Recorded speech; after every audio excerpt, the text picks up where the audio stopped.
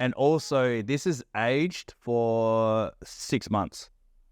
And it's a mix. Where do they usually age together? It depends. Reposado can, like last week when I had Zilla on, that bottle was only aged for 2 months.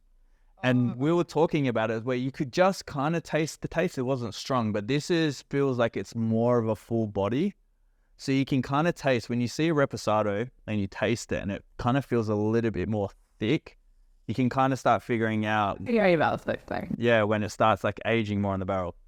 So there's a couple of things. Like this is an interesting way that they put it in the barrel. So they get these these French white oak barrels, which are predominantly used for wine. So they use it from the Napa Valley in California. How do people figure this out? Because, yeah, the interesting thing about tequila is there's not much you can actually do to it. So people try and experiment with different woods and barrels from around the world because different timbers around the world give different like woody flavors. So these guys have taken it from Napa Valley, which always has like a Cabernet, like kind of white wine taste. It also has a bit of an infused whiskey feel to it. So you know, if you ever taste whiskey, it kind of always feels that like that kind of spicy rough kind of feel. I was going to say that, then I thought you were for me saying it was kind of whiskey from that. No laughter, yeah, it's whiskey vibes. And then also in it, they've got, well, the oak as well was very strong in it, but then they have a bit of vanilla, and they've got citrus in it as well. So again, vanilla entirely. Yeah. Oh, you're down. The vanilla is hard a little bit in this one. And then there's an aftertaste as well, which kind of tastes a little bit peppery. That's a little bit like kind of the smoothness over it. Okay, that's kind of nice. Yeah. And there is actually one more flavor that you actually taste in it. Banana. Banana? Yeah, they got like an essence of banana through it. Yeah. Which is very, very hard to taste because it's something that's not really like strong in it. Do you ever feel like when someone like mentions the flavors to you, then you can taste it more? Everyone feels like it's like kind of a placebo effect. And it's hard because if you don't really know anything about something, you're kind of just going over like, you know, what you think, right? Yeah. But again, this is the reason why I love this, because I love doing this show on educating on there's more to tequila than just taking a shot. Yeah. There's a lot of flavors that goes into it.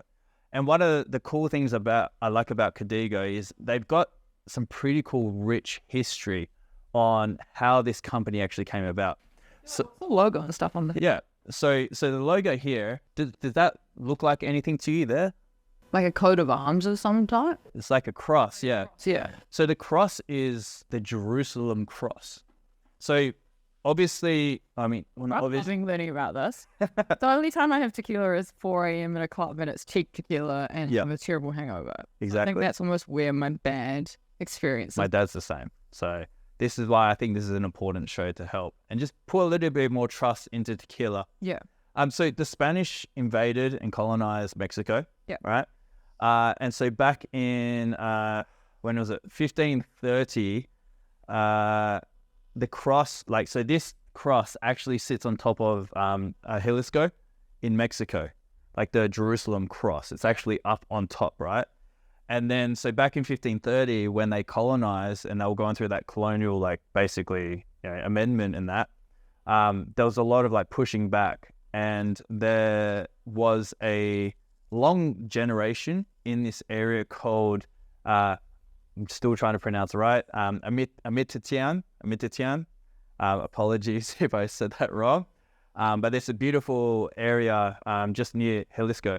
And so it's a cool town. And what that actually had was families who were very private, and they had a special recipe for tequila. And so the tequila recipe, they only allowed certain amount of people to come in and actually taste it. So it's very private. So even when people went out and started selling like their recipes from all around Mexico, this family and this little area said no.